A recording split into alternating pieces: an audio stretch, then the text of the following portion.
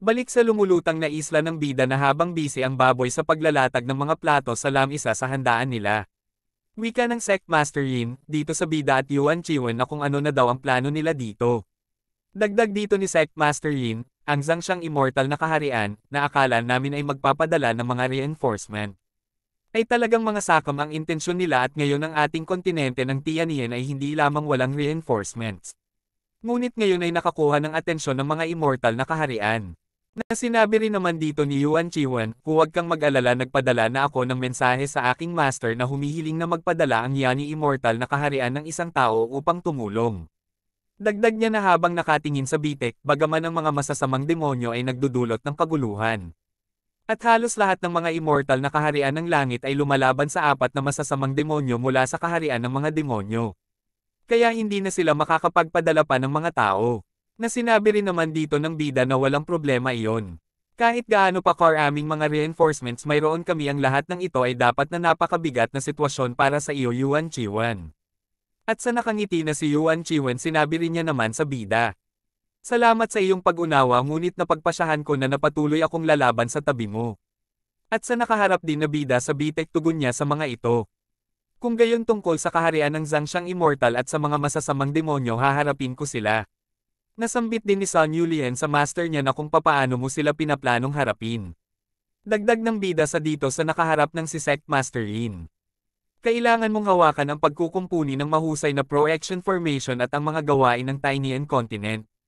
At sa paghawak ng espada dito ng bida na nakatanaw din sa bitek nito. Sinabi niya muli sa Sectmaster Yin. Ilalagay ko ang aking lumulutang na isla sa harap ng bitek nito. Nakinagulat ni Sectmaster Yin dito. Sa nakatutok na espada ng bida na naglalabas ng aura nito, dagdag niya dito muli.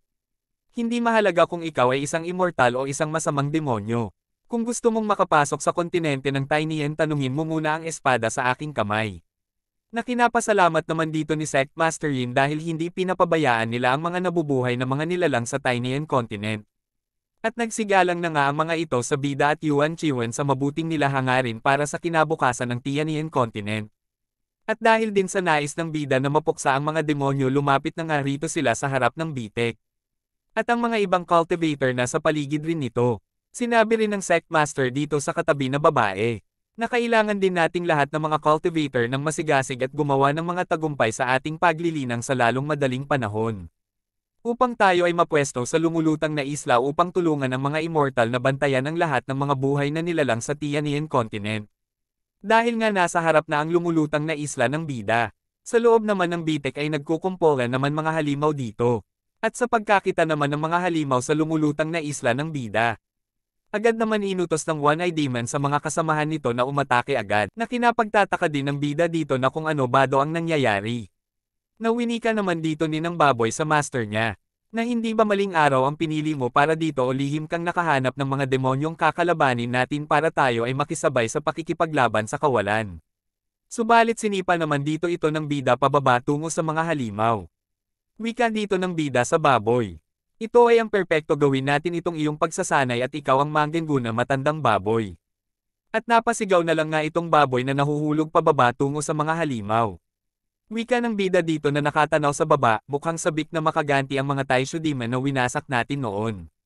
Natinugunan naman ito ni Yuan Chiwen. Ang demonyong Taisho na iyon ay hindi maaaring maunawaan gamit ang normal na pag-iisip. Na sinagot naman ng bida ito ay hindi mahalaga, ito ay walang problema sa lahat ito. At nagsilapit na nga dito ang mga halimaw habang ang baboy naman na umiiyak na sa baba nito at tumatakbo pataas. Subalit ningitian lang naman dito ito ng bida, wika niya sa mga ito. Nagkataon lang na bago lang ako dito, kaya lang may katuturan na kailangan kong ipakita ang sarili ko sa langit at sa lahat ng kaharian pag-uulat ng mga baguhan. Dahil sa pagtataka rin Yuan Chiwen dito, tinanong niya dito ang bida na kung ano ang gusto nitong gawin. Nasinagot naman ng bida na naglalabas na rin ang aura nito sa espada niya. Ang Tianyan Commitment ay nawala sa paningin ng 10,000 kaharian sa loob ng mahabang panahon. Kaya't hindi natin dapat silang makilalang muli. At sa takot na baboy na patuloy peren hinahabol ng mga halimaw, malapit nga ito makaakyat sa itaas nito, sumigaw pa ito na tulungan siya ng master. Wika niya sa bida, ang lakas ng mga demonyong ito ay nasa ibang antas kaysa sa mga nakatagpo natin sa loob ng mahusay na porma sayo ng proteksyon. Subalit wala naman reaksyon ang bida dito. Sambit ni Yuan Chiwen dito sa bida ang mahusay na pagbuo ng proteksyon ay pinipigilan ang lakas ng lahat sa loob nito. At ang masasamang taisyo na demonyo ay walang pagbubukod. Ngunit sa isipan ng bida kung mayroon talagang isang uri ng pagsupil bakit wala akong nararamdaman. Dagdag ng bida dito sa isipan niya kalimutan mo na itutuon ko na lang muna ang pagkuha sa mga masasamang demonyong ito.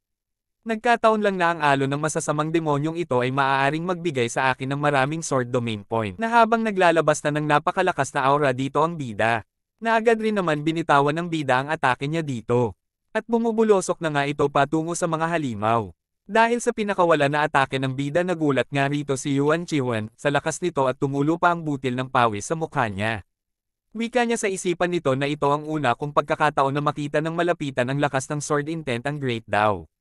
At sa pagbulosok pababa nga atake ng bida na potikip nga sa tainga, rito ang baboy sa lakas na pinakawala na atake ng bida.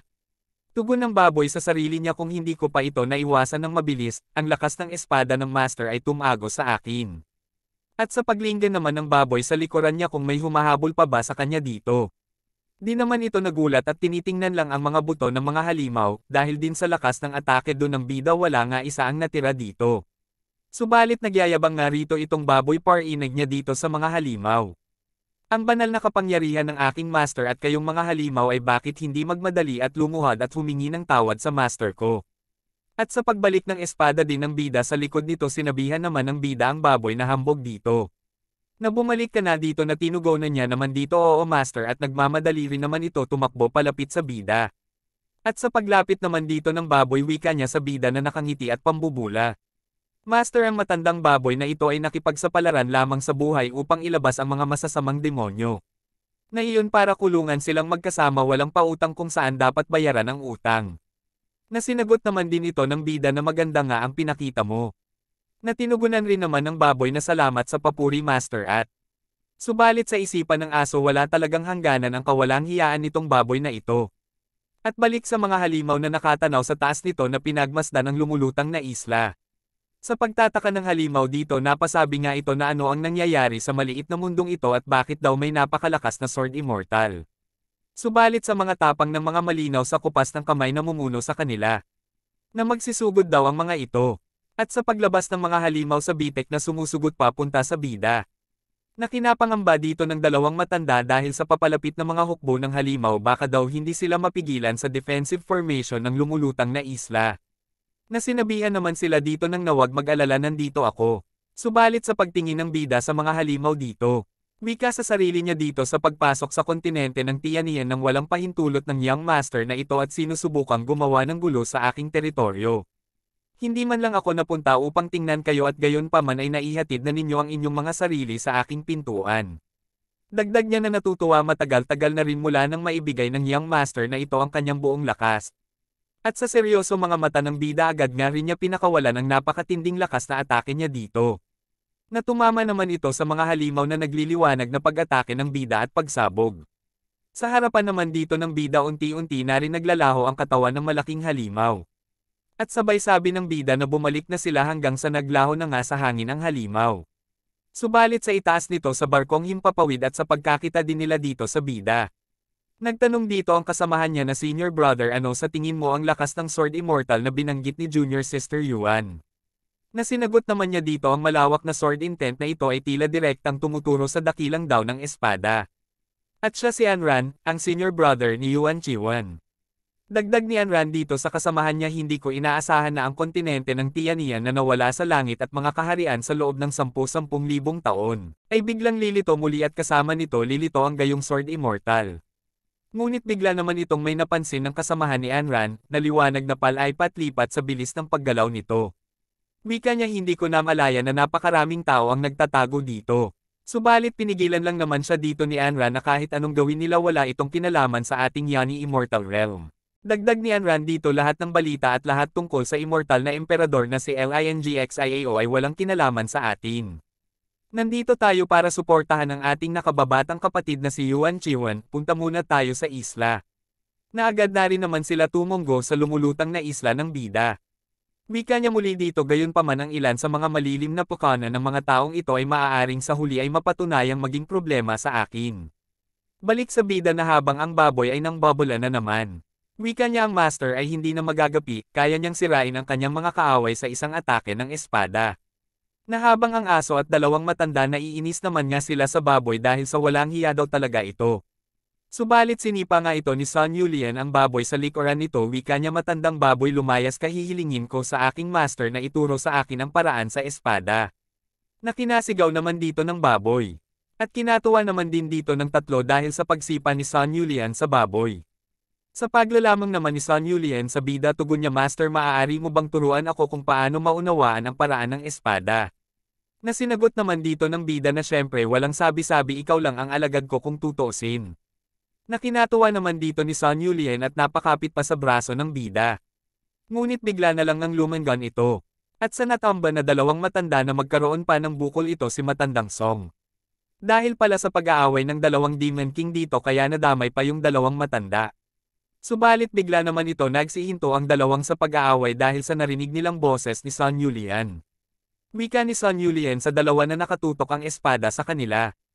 Dahil pareho kayong nagnanais na muling magkatawang tao sa lalong madaling panahon, ngayong gabi ang aking hapunan ay inihaw na pork chop at nilagang karne ng aso. Naagad nga itong kumari pa sa pagtakbo ang dalawang Demon King, sigaw nila na hinahabol ni Sun Yulian, pasensya na nagkamali kami. Ngunit bigla naman dito na napalingon sa itaas nito si Yuan Chiwan. At dahil sa barkong himpapawid nito, agad niya naman din nakilala ito dahil sa ito daw ang kanyang senior brother.